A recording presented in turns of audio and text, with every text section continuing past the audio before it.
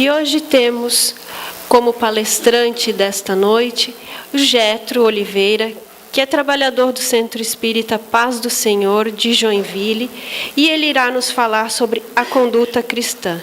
Que Jesus o abençoe, Getro. Boa noite a todos. Que a paz e as bênçãos do Mestre Jesus permaneçam com todos nós. Uma grata satisfação voltarmos a esta casa e falarmos nesta noite de uma das obras do Espírito Humberto de Campos, que neste volume ou nesta obra assina como Irmão X. Humberto de Campos, jornalista, escritor, romancista, articulista de diversos periódicos no início do século passado e que, ao desencarnar, talvez por estas características e por este conhecimento jornalístico, foi convidado por Emmanuel, o mentor, o organizador da psicografia de Francisco Cândido Xavier, a escrever, a trazer informações do mundo espiritual, colhidas através desse seu ímpeto e dessa sua postura jornalística, através de várias obras.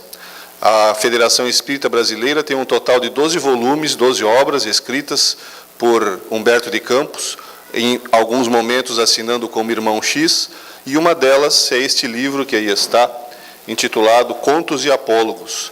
Diz-nos Humberto de Campos, ou Irmão X, no prefácio desta obra, que as informações ali trazidas foram colhidas de conversas, de entrevistas e de estudos que ele teve no plano espiritual e aqui vem nos narrar na forma de algumas histórias.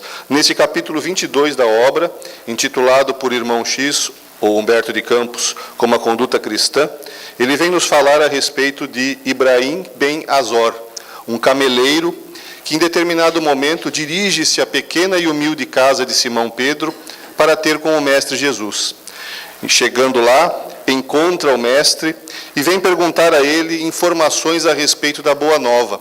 E o Mestre, com a calma, com a doçura e com a paciência que lhe era peculiar, aborda os assuntos do Evangelho, aborda a temática do reino de Deus no coração do homem, esclarecendo a Ibrahim a respeito das informações que ele não só trazia, mas principalmente vivenciou e exemplificou quando aqui esteve. Em determinado momento da palestra, Ibrahim dirige-se ao Mestre e indaga: Mestre, na hipótese de eu aceitar esta nova revelação, como deverei me comportar perante as criaturas de má fé? Perdoarás e trabalharás sempre, diz Jesus, fazendo quanto possível para que se coloquem no nível da tua compreensão. E se me cercarem todos os dias, diz Ibrahim, continuarás perdoando e trabalhando a benefício delas. Mestre, a calúnia é como que se fosse um braseiro a requeimar-nos o coração. Como proceder quando me lamearem o caminho, quando atirarem-me flechas incendiadas? E o Mestre continua: perdoarás e trabalharás sem descanso, possibilitando a renovação do pensamento que a teu respeito fazem. E se me ferirem, se a violência me sujeitar à poeira, se meu sangue correr em louvor da perversidade, perdoarás e trabalharás, curando as próprias chagas, com a disposição de servir invariavelmente. Senhor, clamou o consulente um tanto já desapontado com as respostas que recebia, e se apesar da mão dos ignorantes ameaçar minha casa, se a maldade perseguir minha família, dilacerando os meus nos interesses mais caros, perdoarás e trabalharás a fim de que a normalidade se reajuste sem ódios, compreendendo que há milhões de criaturas fustigados por aflições maiores que as tuas. Senhor, e se me prenderem por homicida e ladrão sem que eu tenha nenhuma culpa? Perdoarás e trabalharás, agindo sempre segundo as sugestões do bem, convencido de que o homem pode encarcerar o corpo, mas nunca algemará a ideia pura, nobre e livre. E se me prostrarem no leito, se me crivarem de úlceras, como trabalhar de braços imobilizados, quando nos resta apenas o direito de chorar? Perdoarás e trabalharás, com o sorriso da paciência fiel, cultivando a oração e o entendimento no espírito edificado. Mestre, e se por fim me matarem, se depois de todos os sacrifícios aparecer a morte por estrada inevitável, Adentrarás o túmulo, perdoando e trabalhando, na ação gloriosa, em benefício de todos, conservando a paz sublime da consciência. Senhor, e se eu conseguir tolerar os ignorantes, se eu conseguir ajudar os que me insultaram, se eu oferecer luz pela sombra, o bem pelo mal, se encarar com serenidade os golpes arremessados contra os meus, se receber feridas e sarcasmos sem reclamação, que lugar destacado me caberá diante da grandeza divina? Que título honroso receberei? Depois de todos os nossos deveres integralmente cumpridos, respondeu o mestre, sem alterar a sua mansuetude, não passamos de meros servidores à face do Pai, e a quem pertence o universo, desde o grão de areia às estrelas distantes.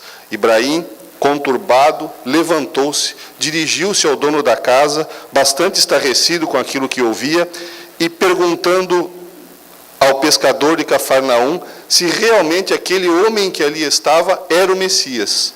Após ouvir a confirmação de Pedro, avançou para fora e seguiu para adiante, sem dizer adeus.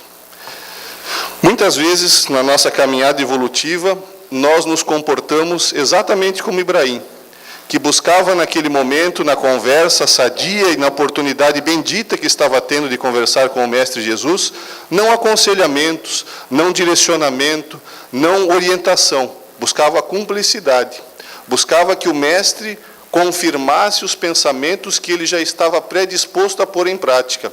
Quando foi contrariado, quando o Mestre lhe expôs com toda a naturalidade possível a verdade, possível no sentido de que ele pudesse compreender, quando o Mestre lhe expôs a verdade, sentiu-se contrariado e como uma criança espiritual, que somos todos nós, sentiu-se frustrado.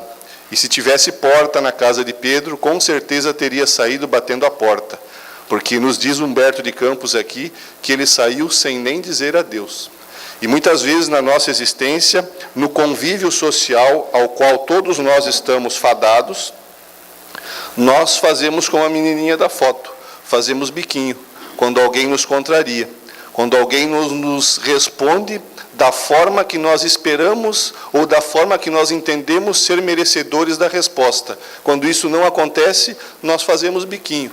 E nós fazemos biquinho em diversos momentos da nossa vida, na nossa caminhada diária, e faremos ainda na nossa existência por diversas reencarnações, até o momento em que deixarmos de ser a criança, não a criança cronológica, fase pela qual já passamos muitos de nós que aqui estão, mas a criança espiritual, aquela que ainda não adquiriu aquilo que Joana de Ângeles, espírito que se manifesta através de Divaldo Pereira Franco, chama de maturidade afetiva. Nós ainda somos seres que precisamos do outro. Nós somos seres que nos importamos muito com a opinião alheia. Nós somos seres que, por conta disso, por esta dependência criada em relação ao outro, nos frustramos, nos contrariamos quando o outro não responde da forma, do jeito e na medida que nós queremos. Então, esta criança espiritual não compreendeu uma das verdades divinas que Kardec trata em O Livro dos Espíritos, a obra que, segundo o próprio autor, ou melhor dizendo, segundo o codificador... saiu ali. Aí, tem que mexer com cautela aqui, senão a imagem some. Não é efeito físico, é defeito mesmo aqui. Nesta obra que, segundo o próprio codificador, contém a doutrina espírita, Kardec, na questão de número 766, entendendo estas inter-relações e a dificuldade que o convívio social gera para todos nós, e isto não é novidade desta geração, na época de Kardec também era assim. Então, Kardec, compreendendo talvez essa questão, vai tratar lá na Lei de Sociedade, na quarta parte do Livro dos Espíritos, através da pergunta 766, onde ele indaga o seguinte: a vida social está em a natureza? E a resposta dos Espíritos: certamente. Deus fez o homem para viver em sociedade. Não lhe deu inutilmente a palavra e todas as outras faculdades necessárias à vida de relação, se não tivéssemos esta necessidade ou, por assim dizer, esta obrigação. Se voltarmos um pouquinho no livro, o Livro dos Espíritos, quando Kardec começa a tratar da lei natural, na pergunta que ele faz aos espíritos, indagando o que é a lei natural, os espíritos respondem dizendo que é aquela que nos dá a forma e a receita de proceder, e nos dizem mais, que nós só somos infelizes quando dela nos afastamos, ou quando infringimos a lei natural. Sendo a lei de sociedade uma lei natural, criada por Deus, e dizendo esta lei que nós fomos criados para viver em sociedade, para vivermos em grupamentos sociais, toda vez que nós nos isolamos, ou que nós nos afastamos, ou que nós infringimos esta necessidade, nós colhemos por consequência disso o sofrimento. Isso está lá na 614 do Livro dos Espíritos. O homem só é infeliz quando dela se afasta. Então, quando nós nos afastamos desta lei, como de todas as leis naturais, a lei que faz com que hoje estejamos numa noite chuvosa, é uma lei natural, é uma lei física, criada por Deus e que se cumpre e que se demonstra impossível na nossa... diferente das leis humanas, porque as leis humanas, para serem cumpridas, necessitam da nossa aquiescência. As leis humanas, para serem cumpridas, nós devemos aceitá-las e cumpri-las. As leis divinas, não. Queiramos ou não, aceitemos ou não, acreditemos ou não, nós cumpriremos e sofreremos as consequências se não cumprirmos a lei. E quando nos afastamos dela, nos dizem os espíritos que nós temos como consequência o sofrimento. Então, o espírito sofre, nós, espíritos que aqui estamos, encarnados e desencarnados, sofremos por consequência do afastamento da lei divina. Esse afastamento não é um afastamento geográfico. Não existe posição geográfica no universo em que exista uma criatura fora do guarda-chuva da lei divina. Não existe geograficamente. Afastar-nos da lei divina significa deixar de cumpri-la ou agir em desconformidade com esta lei. Por exemplo, se nós sairmos aqui da casa espírita na noite de hoje, nos direcionarmos para os nossos lares e nos alimentarmos de uma comida bastante pesada e em uma quantidade bastante exagerada, todos sabemos quais serão as consequências. Provavelmente, ou não dormiremos, ou aqueles que dormirem vão ter que dormir sentados pelo excesso de alimentação dentro do organismo. E isto é uma infração à lei divina. A lei divina criou o nosso aparelho biológico, e nós somos autores deste corpo físico do qual nos utilizamos, com uma limitação. Nós temos uma capacidade do nosso estômago de absorver e de receber um determinado volume de alimento.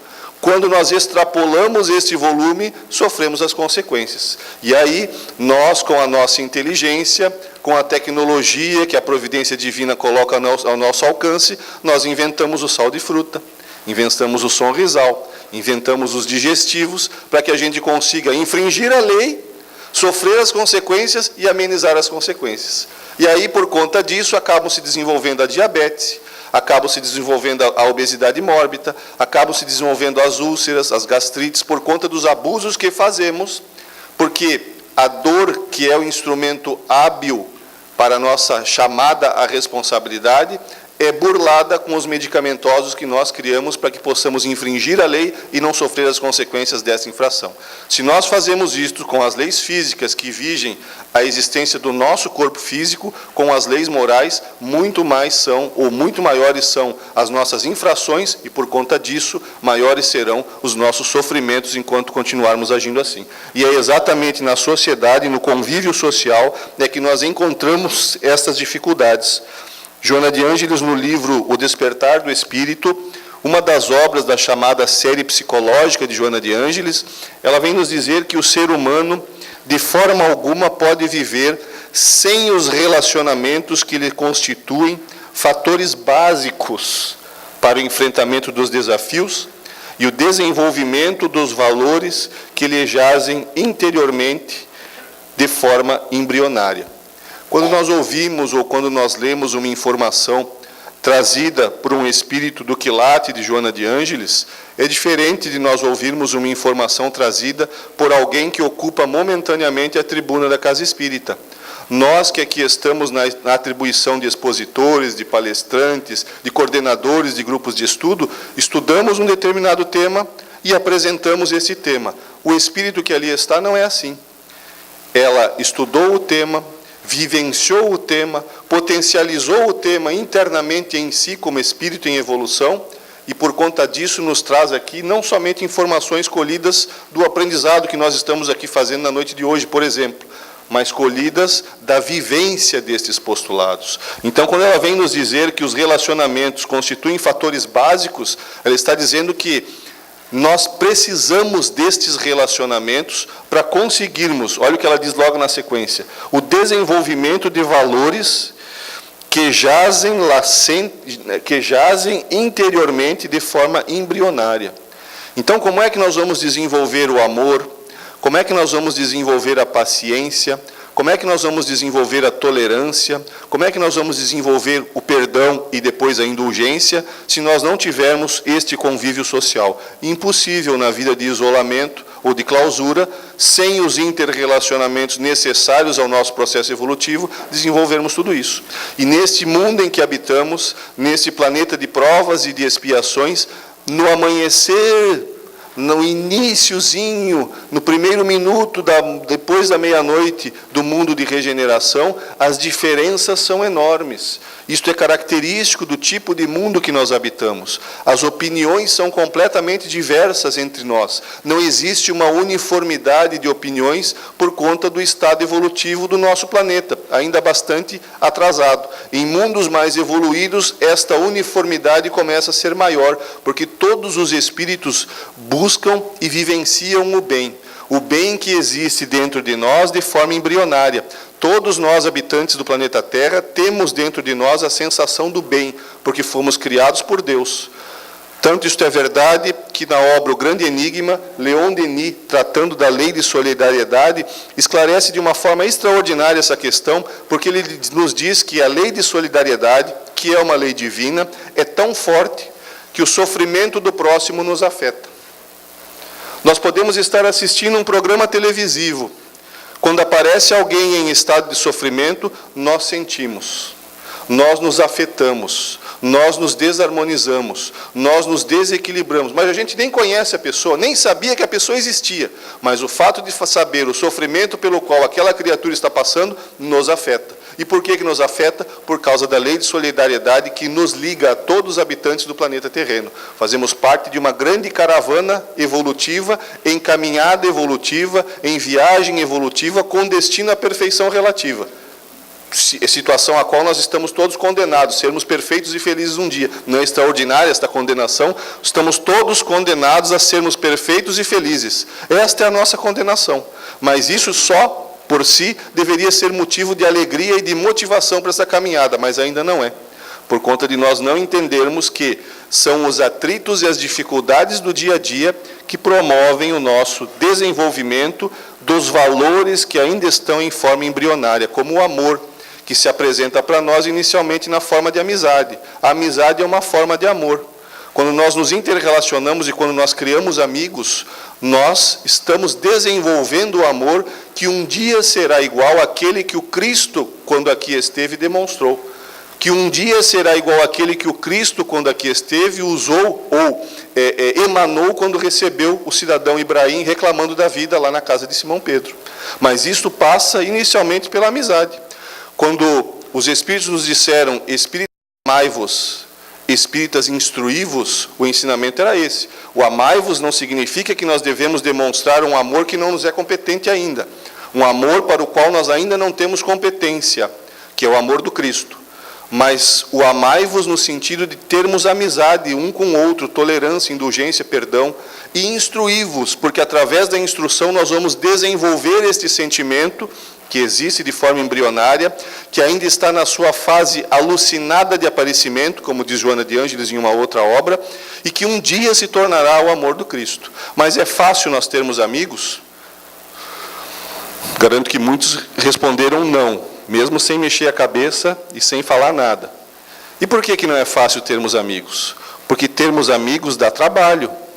Às vezes nós dizemos assim, que as pessoas da nossa amizade, do nosso círculo de amizade, não preenchem os dedos de uma mão. E por que isso é assim? Por egoísmo e por orgulho. Porque a partir do momento que o amigo não clica lá no Facebook e não curte o meu comentário, eu já começo a botar um pezinho atrás. A partir do momento que ele não curte e além de bota um comentário, em desacordo com aquilo que eu coloquei, já boto 2 pés para trás. E aí eu vou me afastando, e ele vai se afastando, e eu vou me afastando, e ele vai se afastando, e acaba a amizade. Então, orgulho, egoísmo, acomodação e preguiça de nossa parte, por conta disso. Termos amigos dá trabalho, é assim que é. É assim que é o que está acontecendo ali na citação do livro de Joana de Ângeles. Desenvolvimento dos valores que jazem dentro de nós de forma embrionária. Dá trabalho. Evoluir dá trabalho. Ter conhecimento dá trabalho. E o trabalho faz parte desse nosso crescimento e desse nosso aprendizado. Então, se eu quero ter amigos, eu preciso ter paciência, compreensão. E não é aqui na Casa Espírita, assistindo uma palestra nas 6 horas da tarde de um sábado, que eu vou desenvolver a paciência. Aqui é muito fácil. Aqui estamos todos predispostos a ouvir, a compreender, a entender, a conversar, a dialogar e a nos sentirmos bem. Nós vamos desenvolver a paciência com um chefe que é autoritário, com um subordinado que é irresponsável, com um marido que não nos compreende, com uma esposa que não nos aceita. É lá dentro de casa, com estas peças fundamentais, que são os instrumentos que a providência divina coloca no nosso caminho, que nós iremos desenvolver a paciência e desenvolver o amor. Mas não fiquemos felizes, porque é muito fácil eu dizer que aquele que está em posição contrária à minha é o instrumento de desenvolvimento da minha paciência. E aí eu esqueço que eu sou o instrumento de desenvolvimento da paciência dele. Não adianta eu dizer que teimoso é quem teima comigo. Eu tenho que perceber que o teimoso sou eu. E que assim como alguns estão ali e me tiram do meu estado normal de vibração, eu também desequilibro os outros.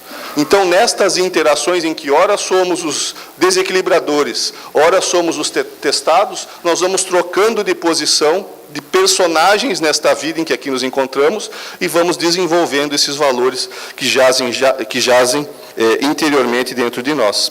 E para que isso aconteça, para que esta evolução, para que esse trabalho se dê, para que esse desenvolvimento exista,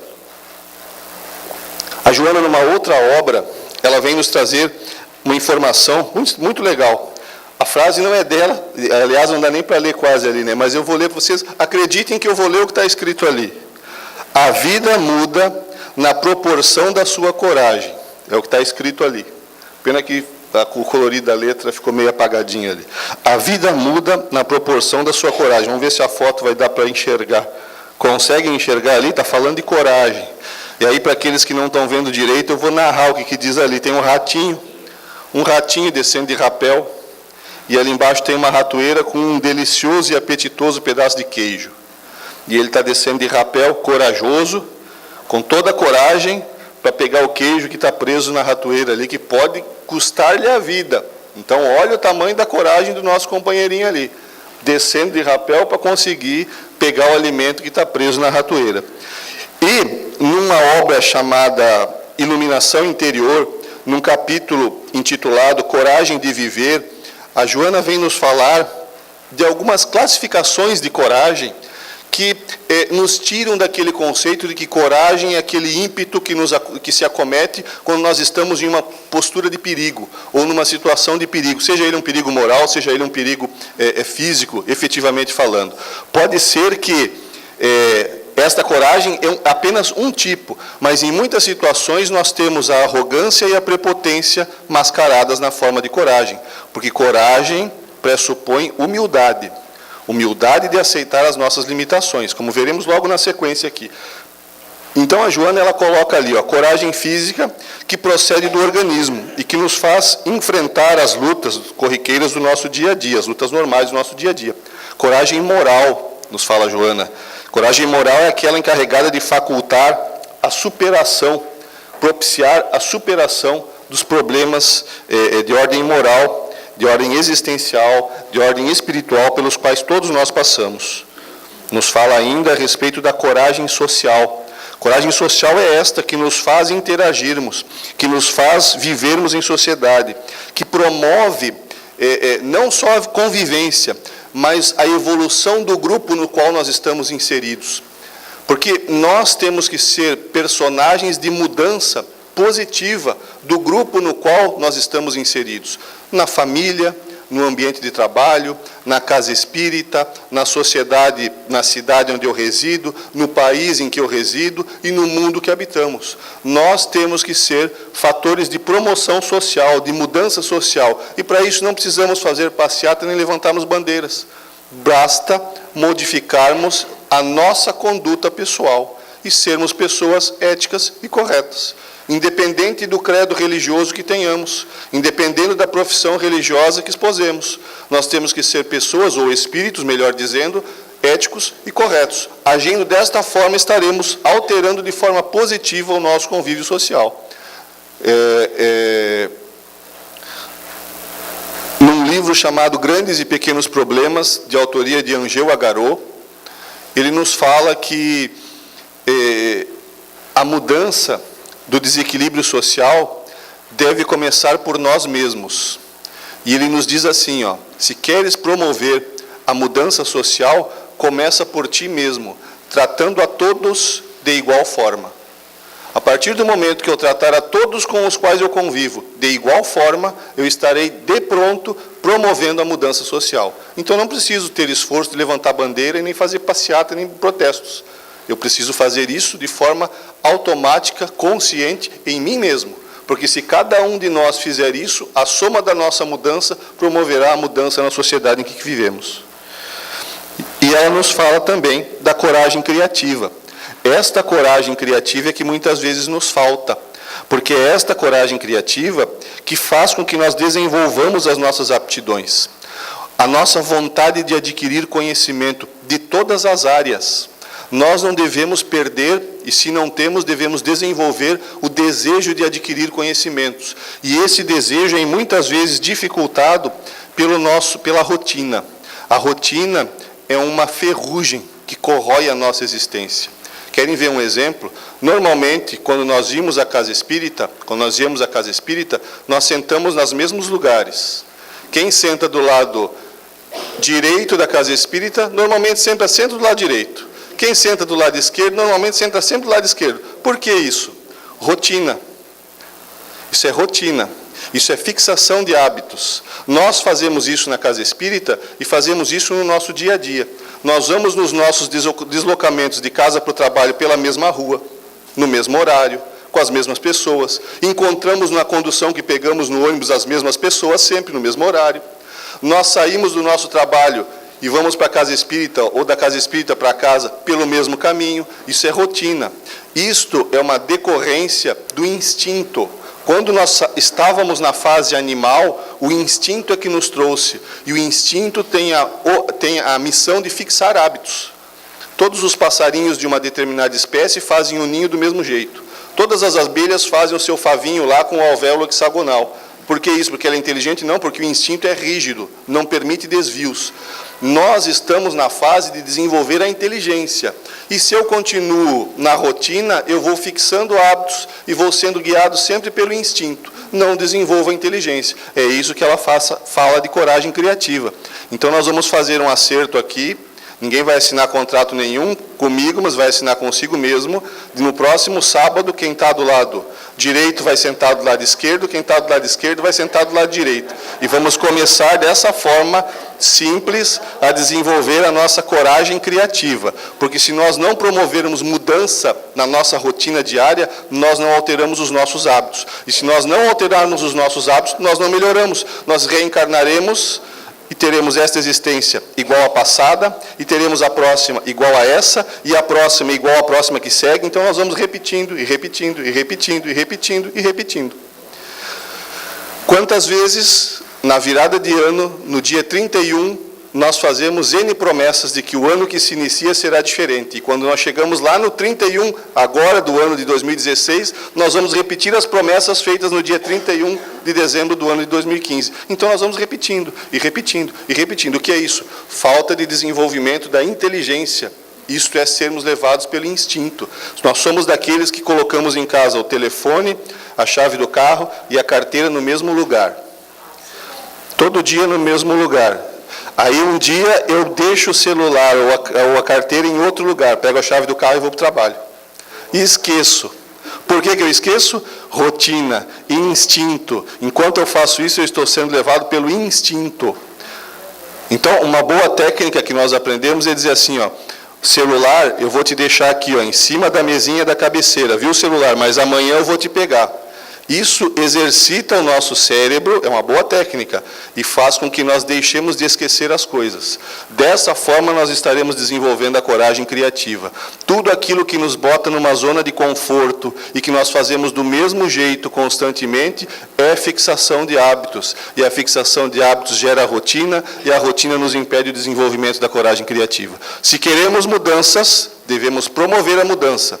E não é nas passeatas e nos protestos diversos que aconteceram até em nosso lar, quando foi cortada a sopa. Quando cortaram a sopa em nosso lar, podem ler lá no livro.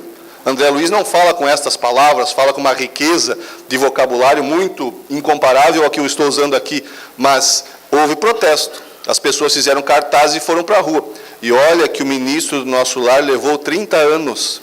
30 anos explicando, olha, alimentação do corpo fluídico não precisa disso, nós podemos nos alimentar do ar, e foi explicando, esclarecimento, e aulas, chegou um momento que ele disse, chega, está cortado, pronto, o pessoal foi para a rua fazer passeata. Então, se nós não queremos desencarnar e ficar lá no plano espiritual fazendo passeata, vamos começar a fazer nossas mudanças pequeninas agora. Troca de lugar na casa espírita, vai para casa por um outro caminho, não deixa as coisas que pega todo dia no mesmo canto, bota em lugares separados. Vou esquecer alguns dias? Claro que vai, mas no próximo dia vou ficar mais atento. Vou ter aprendido, e aí vou desenvolvendo a inteligência, que é o que nós todos que aqui estamos aqui para fazer, desenvolver a inteligência. Não precisaríamos ter conhecimento nenhum de doutrina espírita. Aqueles que não o têm serão espíritos perfeitos um dia. Então, qual é a função da doutrina espírita? Fazer com que esta evolução se dê de forma consciente. De forma consciente significa, eu sei o que eu estou fazendo e faço porque eu quero que assim seja. Como nós fazemos quando buscamos fazer aquilo que nos dá prazer. E a coragem também passa pela coragem de se reconhecer. Ali não dá para ver, mas tem na foto lá, tem um ovo colocado bem na quina da mesa aqui, quase caindo. Um ovo de galinha colocado na quina da mesa aqui, quase caindo. Imaginem vocês que eu coloco esse copo cheio d'água aqui, ó. Muitos já estão agoniados, só de ver e pensar que eu vou soltar o copo aqui, ó. Aqueles que se agoniam com esta situação estão demonstrando um tipo de neurose chamada neurose de harmonia. Mas isso é uma conversa para uma outra oportunidade. Eu me incomodo com esse copinho na beirada, eu sou obrigado a pegar ele e botar para cá. Ali acontece a mesma coisa. Então, esta coragem... Estamos em briga com o cabinho aqui hoje. Essa coragem que a Joana fala, de entendermos ou de percebermos reconhecer a nossa incompetência. Só um minutinho. O ovo apareceu. Apareceu até o ovo agora. Aí, olha aí. Apareceu. Conseguimos, vamos ver se ele fica. Coragem de reconhecer os meus limites. Senão não é coragem, é arrogância, porque eu penso que eu sou aquilo que eu não sou. Eu penso que eu consigo fazer aquilo que eu não consigo fazer. Reconhecer os limites, reconhecer as deficiências, reconhecer as minhas dificuldades. Hoje de manhã passou num programa televisivo uma entrevista com os atletas paralímpicos. E quem fez a entrevista com os atletas foram duas deficientes, uma cadeirante e uma menina cega, que é estudante de jornalismo, a cega é estudante de jornalismo. E ela fez um depoimento no final do programa extraordinário, porque ela disse assim, ó, que quando ela passou pela experiência, porque eles, como entrevistaram os atletas, eles tiveram que fazer algumas atividades que os atletas fazem, atletas paralímpicos. E ela foi convidada a treinar judô. A menina cega foi convidada a treinar judô. E aí a repórter perguntou para ela, qual foi a sua maior dificuldade quando você passou por essa experiência? E ela disse, a minha maior dificuldade foi cair. Porque quando eu cheguei, o professor que ia me dar aula de judô disse assim, você vai aprender primeiro de tudo, a cair. E ela disse que naquele momento ela percebeu que ela não se dava o direito de cair. Como ela tem uma deficiência física, no caso a cegueira, ela sempre acreditou que, durante a vida dela, que ela tem que mostrar força, que ela tem que mostrar uma competência que ela não tem. E por conta disso, ela não se dava o direito de cair. Então, o mais difícil para ela, naquela experiência do judô, foi cair. Porque ela teve que cair ao chão. Então vejam que para reconhecer os nossos limites, nós precisamos ter coragem. Isso faz parte do nosso aprendizado e do nosso crescimento. Nós somos aqueles atendentes do atendimento fraterno na casa espírita que não nos damos ao direito de sermos atendidos. O atendimento fraterno nos blinda, de alguma forma, como trabalhadores, das dificuldades do nosso dia a dia, das nossas fraquezas morais, em absoluto. Nenhuma atividade da casa espírita me blinda das minhas deficiências e das dificuldades que eu tenho que enfrentar. Então, reconhecendo isto, eu como espírita, eu preciso perceber que eu também posso ser atendido por um colega do atendimento fraterno, desde que eu me sinta desequilibrado, desarmonizado e necessitando de uma conversa, sem problema algum. O conhecimento da minha limitação e das minhas deficiências e das minhas dificuldades me permite, como aplicador de passe, entender que em um momento em que eu não esteja apto, não esteja me sentindo bem para aplicar o passe, eu não só posso, como eu devo receber o passe. Porque é um processo de socorro que está à nossa disposição, inclusive para os trabalhadores da casa espírita. Eu tenho que compreender que, apesar dos 30, 35, 25, 40 anos de estudo, eu não sei tudo. E que a oportunidade que me será dada no próximo final de semana, através do seminário que foi anunciado aqui pela Alquine, é extraordinária para que eu aprenda, para que eu cresça e para que eu me melhore como trabalhador e tarefeiro da casa espírita, independente do tanto de anos que eu tenho aqui de doutrina espírita. Porque o único ser que aqui passou e que não tinha problema algum, e que não tinha comprometimento nenhum, nós matamos. O nome dele era Jesus Cristo. Esse foi o único ser que passou pela terra que não tinha a menor dívida com nada daqui. E nós assassinamos ele, Jesus Cristo. Todos os demais, encarnados e desencarnados que habitamos esse planeta, somos seres que temos limitações, temos deficiências e temos dificuldades. E ter coragem de assumir isto faz parte do desenvolvimento da humildade, que fará com que um dia esta arrogância e prepotência que nós mantemos em nós se transforme na verdadeira coragem moral, que nos fará mudarmos. Mas isso não acontece de um dia para o outro e nem da noite para o dia. Isso passa por trocar o lugar onde eu sento todo sábado na casa espírita. Estas pequenas mudanças, corriqueiras do nosso dia a dia, nos permitirão lá adiante, através da mudança e da postura de mudança de hábitos, as grandes mudanças que são necessárias para o nosso processo evolutivo. Um passo de cada vez. É assim que nós devemos agir para conseguirmos perceber não só estas coisas, mas todas aquelas que dificultam a nossa caminhada. E aí, tirando do livro Renovando Atitudes, o Espírito Hamed vem nos falar do refrão da convivência. O que é o refrão? Aquela parte da música que se repete. Aqueles que são mais antigos como eu conhecem por estribilho. Não tinha estribilho antes? Na época a gente estudava o hino nacional nas aulas de educação moral e cívica. Olha só, hein? Não precisam dizer quem tinha aqui para não confessar a idade. A gente estudava na aula de educação moral e cívica, as aulas tinham... a gente canta, acreditem. Nós cantávamos o hino nacional quando entrava na sala de aula e às vezes quando saía também, na aula de educação moral e cívica, na escola. Então o refrão, ou o estribilho, é aquela parte da música que se repete, e se repete, e se repete, e se repete. Então é aquela música que às vezes passa no rádio e cola, não tem aquela música que cola? A gente detesta, principalmente quando detesta, aí ela cola mesmo. Aí tu escuta de manhã no rádio e passa o dia inteiro com aquela música tocando na cabeça. É o refrão. Algo que se repete, se repete, se repete. Então ele está nos trazendo aqui o refrão da convivência. Se é o refrão da convivência, é algo que se repete, se repete, se repete, vida após vida. E o que ele nos fala ali? Refrão da convivência, serei teu amigo, se me recompensares, claro. Se tu não me responder quando eu te chamar no Messenger ou no WhatsApp, se tu não curtir as minhas postagens no Instagram ou no Facebook, se tu não botar um comentáriozinho de parabéns no dia do meu aniversário, aí não dá, né? Aí está forçando a amizade. Então, eu serei teu amigo, se me recompensares. Eu te prestigiarei, claro, se me convidares.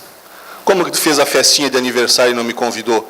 Só porque eu sabia? Não interessa que eu sabia, eu mereço ser convidado. Tinha que mandar pelo menos uma mensagenzinha de texto. Vem aqui em casa que nós vamos fazer uma festinha de aniversário.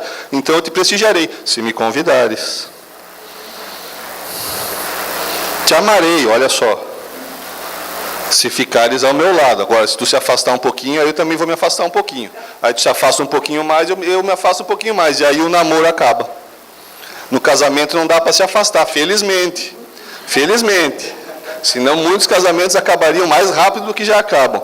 Te amarei, se ficares ao meu lado. Concordarei contigo. Essa é extraordinária. Se concordares comigo. Então, se tu pensar a mesma coisa que eu penso, nós concordamos. Sem problema algum. Agora, se a tua opinião for diferente da minha, aí já começou um problema. Aí já está difícil ser amigo. É difícil ser amigo desse jeito, né? O cidadão não me recompensa, não me convida para onde ele vai, não fica do meu lado e não concorda comigo. Como é que eu vou ser amigo de uma criatura dessas? Ibrahim. Lembram do Ibrahim conversando com Jesus? Foi isso que ele sentiu. Jesus falou a pura verdade para ele. E ele sentiu isso aí, ó. E por que ele sentiu isso? Porque isso é o que nós estamos acostumados. Isso é o que gera, quando nós não entendemos que isso é uma verdade que deve ser mudada, gera um sentimento terrível, que é o ressentimento. E aí a letra está pequenininha, eu vou fazendo ali, vocês vão acompanhando, peço desculpas a todos, nós vamos acompanhando na leitura aqui.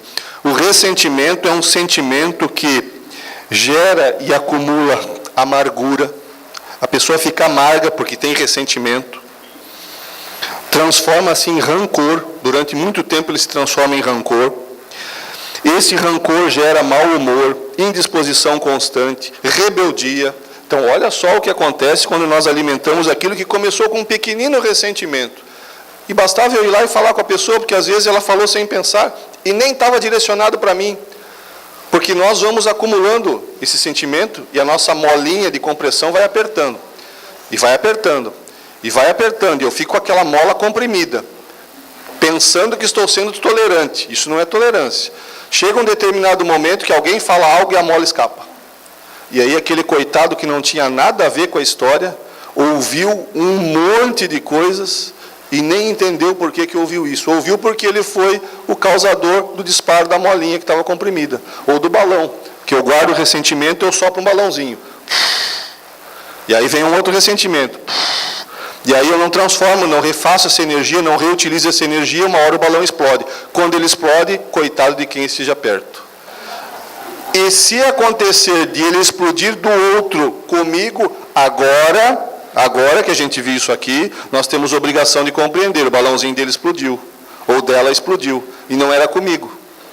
Provavelmente foi o acúmulo das dificuldades acontecidas durante aquele dia que fez com que naquele momento uma coisinha desse tamanho que eu falei, para ela ou para ele pareceu enorme e o balão explodiu e ela descarregou toda aquela energia em cima de mim. Tem que compreender, porque muitas vezes sou eu que explodo o meu balão em cima dos outros. Mau humor, indisposição constante, rebeldia, suspeitas infundadas. O mal-humorado, o indisposto, o ressentido, o rebelde, tem suspeitas infundadas. Sempre que ele vai lidar com aquele pelo qual nutre um ressentimento, tem uma suspeita de que a ação do outro será sempre negativa. Ele nunca está disposto a conversar comigo. Então é aquela reunião familiar que eu não vou porque eu sei que o cunhado aquele vai. E quando ele vai eu me desequilibro. Mas o problema não sou eu, é ele. Porque ele é um rebelde, ele é um indisposto, ele é um mal-humorado. Eu não, eu sou tranquilo, calmo, paciente, predisposto a fazer uma amizade, a perdoar e a ser indulgente, mas ele não. Então é difícil, eu não vou naquela reunião, porque eu sei que o fulano de tal ou a fulano de tal estarão lá. Então esse é o ressentimento que acontece, quando eu não entendo que todas aquelas coisas que nós vimos ali no refrão da convivência fazem parte do nosso processo evolutivo. Então ele vai nos dar algumas dicas, porque isso é uma situação conflitiva que nos desequilibra, que nos traz consequências graves, inclusive doenças. A ciência está aí mostrando as doenças psicossomáticas que são causadas por esse tipo de desequilíbrio. Todas as doenças físicas são consequência de um desequilíbrio no espírito. Então, tratar a doença física é tratar a causa, tratar o efeito. Se eu não tratar a causa, o efeito volta. É como tomar o passe. Eu venho aqui, tomo passe, recebo energias extraordinárias, saio me sentindo bem. Quando eu boto o pé da porta para fora, eu olho para cima de, poxa vida, não para essa chuva, né? De que adiantou a aspirina que eu tomei ali no passe? A rebeldia se demonstrando. Quem é que faz chover? A lei física. Adianta eu me rebelar? Não. E ela depende de mim? Graças a Deus, não. Senão a gente ia ter gente com um sol em cima de casa e do lado do vizinho com chuva. Porque cada um gosta de uma coisa. Um ia estar morrendo de calor, o outro passando frio. Felizmente, é Deus que regula tudo isso. Mas nós, espíritos em situação conflitiva, nos revoltamos contra o tempo. Olha só. Nós nos revoltamos contra o tempo. Abro a janela no domingo de manhã, chovendo, diz, meu, que dia feio. Que dia horroroso. Por que horroroso? Só porque está chovendo? Chover faz parte. E se nós lermos as obras de André Luiz, vamos entender no mundo espiritual a consequência saudável que a chuva causa.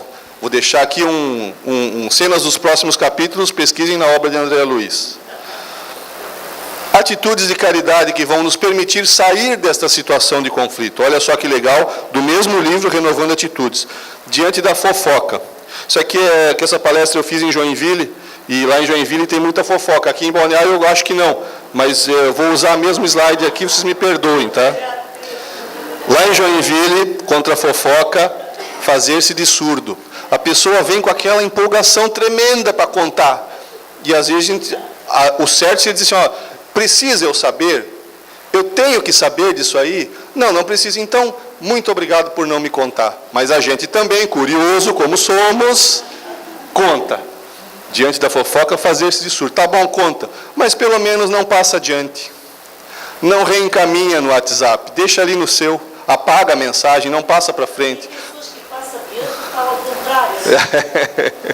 Então quando nós fazemos isso, nós entramos na vida de um terceiro. Aquilo era problema de Deus. A partir do momento que eu dei o meu pitaco, passei a ser problema meu. Então eu já tinha os meus problemas, agora eu dei um pitaco na vida do outro, o outro agiu conforme o meu pitaco e eu passei a ser responsável. Arrumei mais uma complicação, essa aqui foi fácil de resolver. Arrumei mais uma complicação para a minha existência. Era problema de Deus, eu não tinha nada a ver com isso, era Deus que ia resolver com ele e com ela. Agora eu dei o meu pitaco, pronto, me comprometi. Bem feito, vai responder por esse comprometimento. Então, diante da fofoca, fazer-se de surdo. Diante do desespero, palavra amiga. Às vezes a palavra amiga, ela nem sai da boca, ela é aqui, ó. Às vezes a pessoa não quer ouvir nada. O fato de emprestarmos os nossos ouvidos já é o suficiente. Era isso que ela precisava. Ela até disse assim, saiu aliviada. Estou me sentindo muito melhor. Por quê? Porque eu emprestei os meus ouvidos. E isso é uma dificuldade que nós temos. Dificuldade de ouvirmos os outros sem querer dar o pitaco. Estou falando para mim isso. E para a turma de Joinville, não é para o pessoal aqui de Balneário Camboriú. Desespero é uma palavra amiga. E olha só aí, ó, diante da arrogância do nosso companheiro, não melindrar-se. Sandra de La Pola tem uma frase que eu acho extraordinária, uma palestrante lá do Rio Grande do Sul, uma profunda estudante da doutrina espírita, que nos diz que o centro espírita é o local onde existe a maior concentração de melindrados por metro quadrado. Isso é ela que disse, não fui eu. Não se melindrem, por favor. Foi a Sandra de La Pola que falou, e como ela disse em público, eu estou usando a fala dela aqui. O centro espírita é o local que existe a maior concentração de melindrados por metro quadrado. O que é óbvio, porque se nós tivéssemos aprendido com Moisés, 1500 anos antes de Cristo, não precisava ser espírita hoje. Se nós tivéssemos aprendido com o Cristo 2000 anos atrás, não precisava ser espírita hoje. Muitos aprenderam.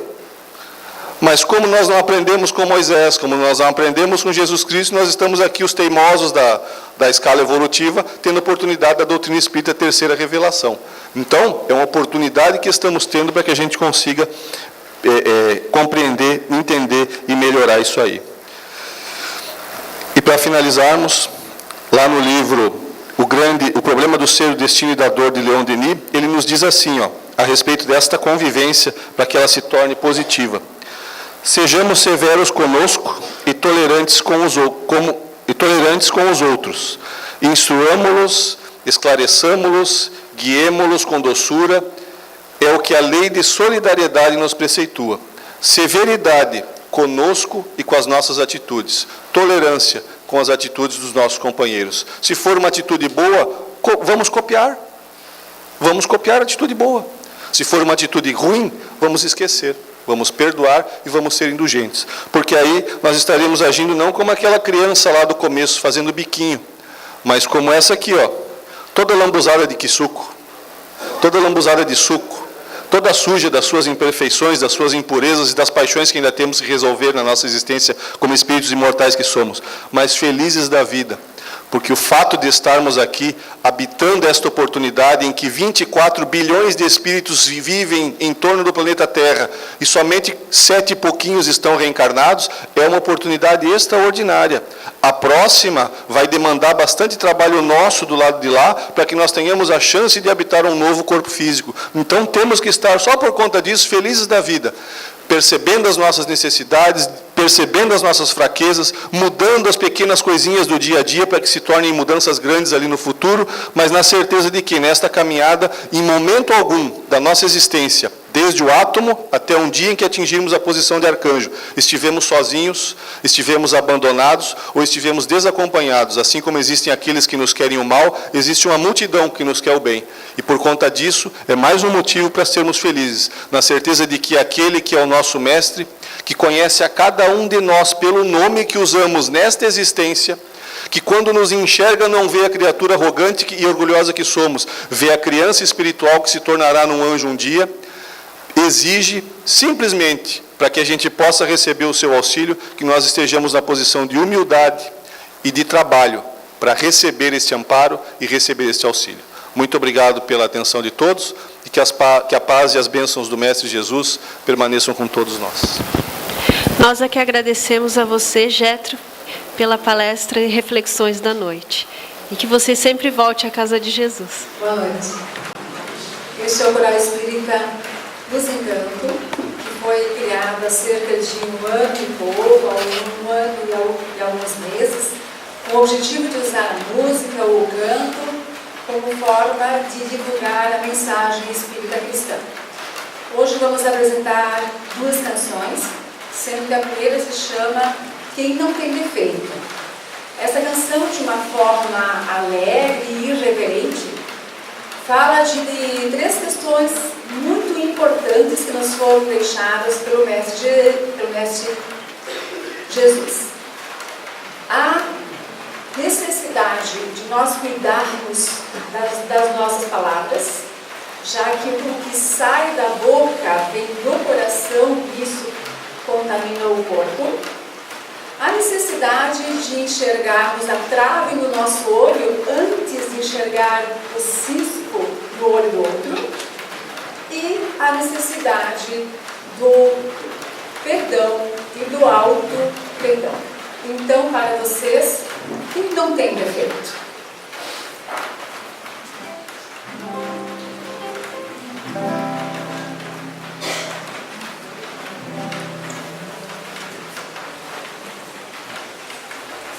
É muito chata uma pessoa que só reclama, que só vive criticando. Pensando nisso, eu penso em mim e faço força pra deixar de ser assim.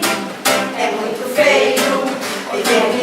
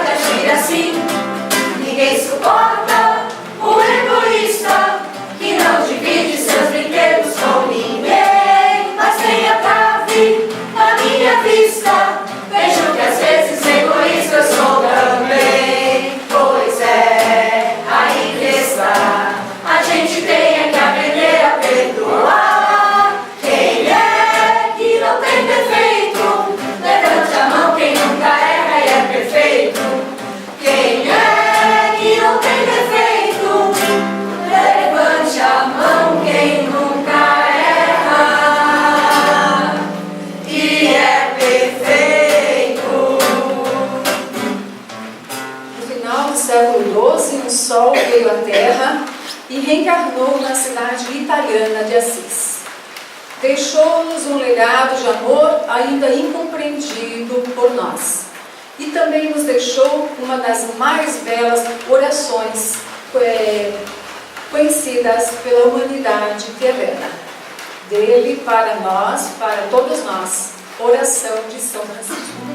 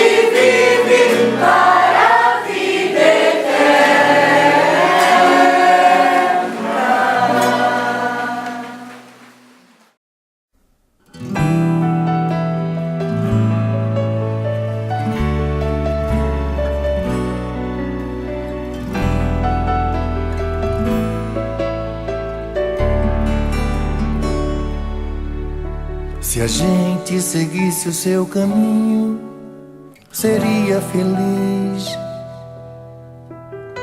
Se a gente ouvisse os seus conselhos, seria feliz. Se fosse manso como ele, seria feliz. Tinha mais coragem e determinação pra mudar. Se a gente compreendesse mais o que ele deixou, seria caridade e paz, amando o amor. Não ia mais ficar chorando, nem se lamentar. Quem seguir o seu exemplo vai se iluminar. Quando acusados ou amor, caluniados ou perdão, quando traídos ou a luz do coração, quando atacado eles sorriu, elogiado ele nem viu. Meu irmão Chico, nossa eterna gratidão. Quando acusados ou amor, caluniados ou perdão, quando traídos ou a luz do coração, quando atacado ele sorriu, elogiado ele nem viu. Meu irmão Chico, nossa eterna gratidão.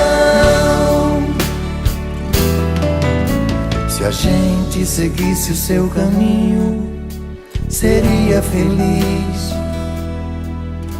Se a gente ouvisse os seus conselhos, seria feliz.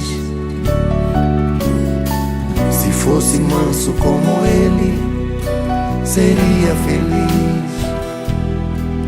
Tinha mais coragem e determinação pra mudar.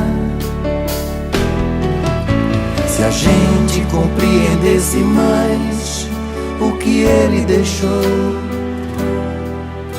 seria caridade e paz, a mão do amor.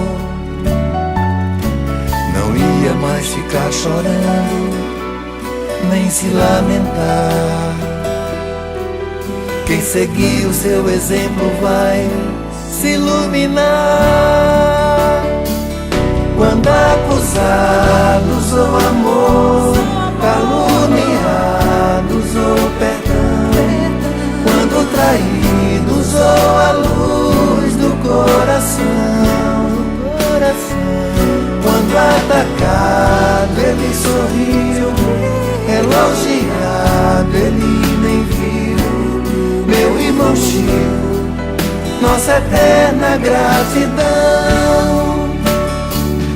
Quando acusados ou amor, caluniados ou perdão, quando traídos ou a luz do coração, quando atacado ele sorriu, elogiado ele nem viu. Meu irmão Chico, nossa eterna gratidão.